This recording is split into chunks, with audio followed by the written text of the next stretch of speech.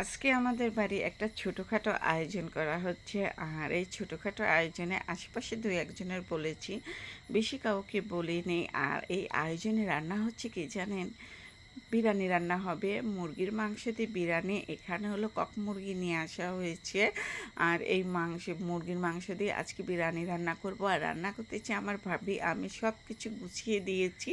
আর আমার ভাবি রান্না করতেছে। রান্না কাজটা কিন্তু অনেক সহজ, কিন্তু গুছানো কাজটা অনেক কঠিন। আমি সকালবেলা থেকে সব কিছু গুছিয়ে রেখে দিয়েছি আর আমার ভাবি রান্না করতেছে।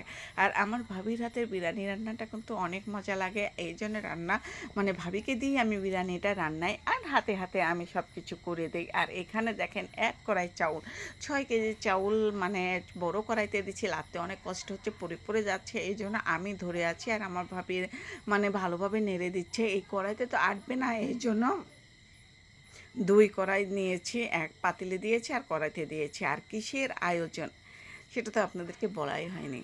আমাদের বাড়ির মানে আমার বাড়ির হলো মেঝে ঢালাই হবে, ফ্লোর ঢালাই হবে। এই ঢালাইয়ের খাওয়া দাওয়া। মামারা খেতে চায়নি, কিছু বলেনি, ইচ্ছাগতভাবেই আমি দিলাম। এটা খুশি হয়ে আমাদের এদিকে দেয়। মামারা বলল যে খুশি, দিতে চাইলে দেন, না দিতে চাইলে আফসোস নেই। তা নিজের বেবিকে তো বাদে না, তাই না?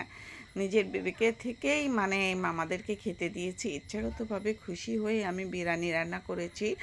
আর রান্নাবান্না করার সময় কিন্তু সব কিছু গুছিয়ে রান্না করলে কিন্তু রান্নাটা খুব সহজ হয়, তাড়াতাড়ি হয়।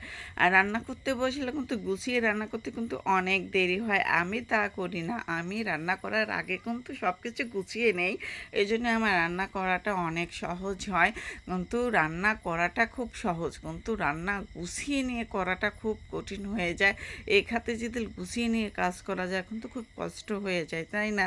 আর আমার পড়ায় কিন্তু ঢালাই দেওয়া হয়ে গেছে, মেশিন কিন্তু আস্তে আস্তে বন্ধ করে দিচ্ছে। আর এত তাড়াতাড়ি হয় যে এই মেশিনের কাজ, মানে আগে তো মানুষ সব হাতে কাজ করেছে, তো অনেক দেরি লাগছে, সারাদিন লাগছে। আর এখন মেশিনে কাজ করে তো বেশি সময়ই লাগে না, 2 ঘন্টার মধ্যে আমার এই যে এত বড় বাড়িটার কিন্তু ঢালাই হয়ে গেল। বেশি সময়ই লাগলো না, দেখে তো আমি আশ্চর্য হয়ে গেলাম। আর মামাদেরকে বলতেছি একটু ভালোভাবে গাজিয়ে দিয়েন, ভালোভাবে পিটিয়ে দিয়েন।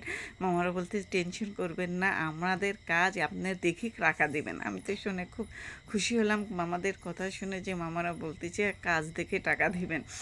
যাই হোক, ওখান থেকে চলে আসলাম, বাড়িতে চলে এসে মানে অন্য অন্য কাজ করেছি। মামারা এর মধ্যে খাওয়া দাওয়া করে নিয়েছে, সেটুকু আর ভিডিও করতে পারিনি, মানে অনেক কাজ ছিল, মামাদের খাওয়া দাওয়া ভিডিও করিনি। আর এখন শুধু আমি খাবো, আমার খাওয়াটাই ভিডিও করতেছি। এখন কিন্তু রাত হয়ে গেছে আর রাতে সবাই খাওয়া দাওয়া করে নিয়েছে। বড় পাতিলের রান্নাগুলো শেষ হয়ে গেছে, ছোট কড়াইয়ে মানে কড়াইয়ের রান্নাটুকু এতটুকুই আছে। এখন রাত্রে আমরা সবাই খেলে এটুকু ফুরে যাবে। আর সবাই ভালো থাকবেন, সুস্থ থাকবেন, আমাদের জন্য দোয়া করবেন। আপনাদের জন্য অনেক অনেক দোয়া ও ভালোবাসা রইল। আজ এই পর্যন্ত, আল্লাহ হাফেজ।